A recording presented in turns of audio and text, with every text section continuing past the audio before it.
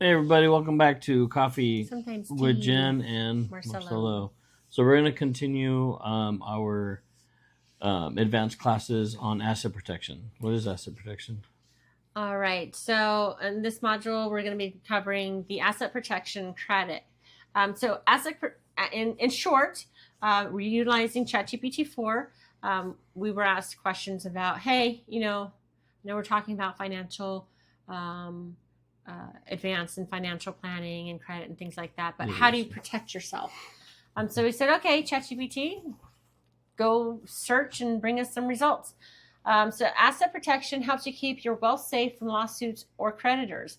And in short, this is a couple of ways of doing it. And we'll preface this as we're not attorneys, we're not financial planners, we're not tax advisors, but these are things that you can research and find out on your own to kind of get you started. And I would highly recommend seeking somebody out that is a professional that can maybe really go into the legalities of things for you, especially when it comes to trust. You're not going to be doing that by yourself.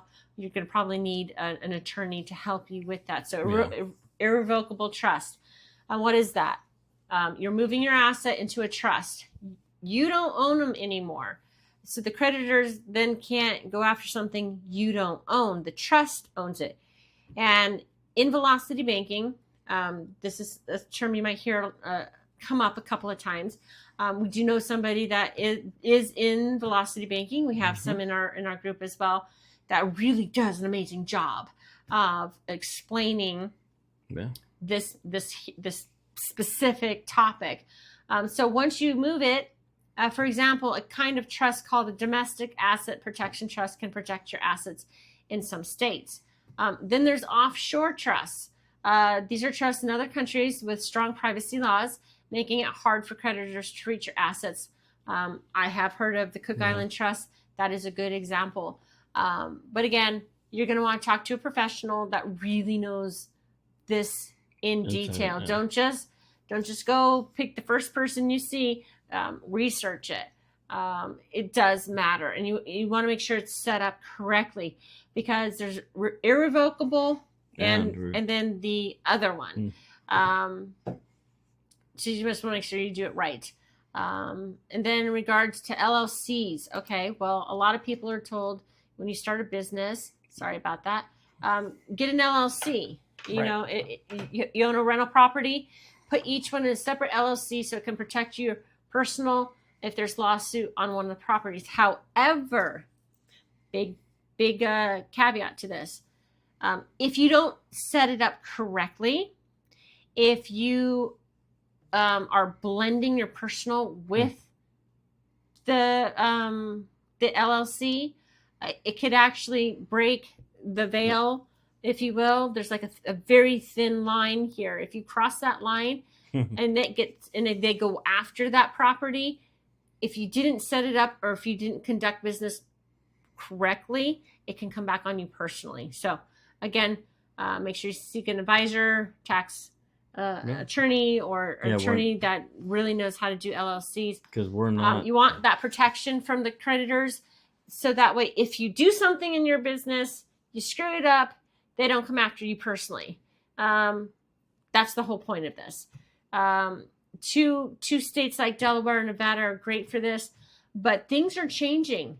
There's some things in the news recently where they did go into a Delaware company, and then they ended up getting kind of messy. So follow your steps, have your guidelines in place, know what you're doing in your business, and stay on top of it. Right. Insurance. Okay, so insurance kind of goes back to that velocity banking, right?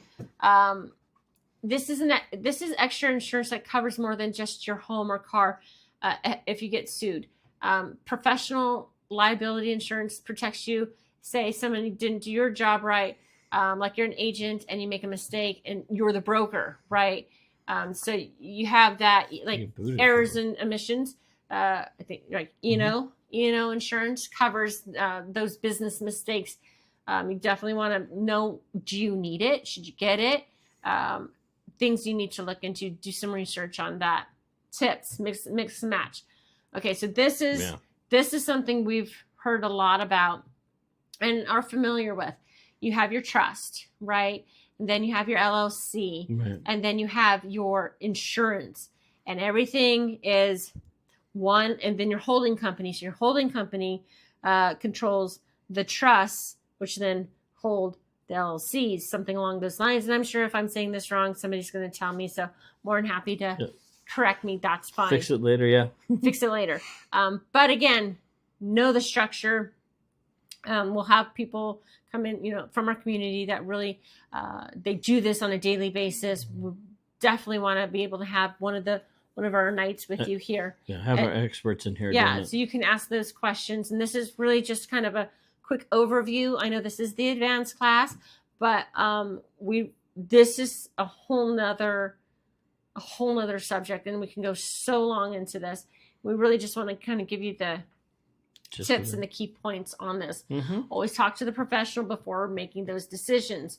Asset protection can be tricky, but if you set it up right, you will be protected. Yeah. But again, your actions as well after you set this up can cause problems for you. So just a couple of things to keep in mind. Yeah. But if you do it right, oh my gosh, that is amazing. So protecting your assets, keep your wealth safe from lawsuits and debt. Use your trust, LLCs, and insurance in a smart way to shield your money and property, and talk to the professionals as we just talked about here. So if you have questions, leave them in the comments below. If you're not already watching this in our schools, make sure you join the school, and join us for our live sessions as well. We hope to see you again soon. So cheers to you, and thank you for joining us here at Coffee Sometimes Tea. Thanks, guys.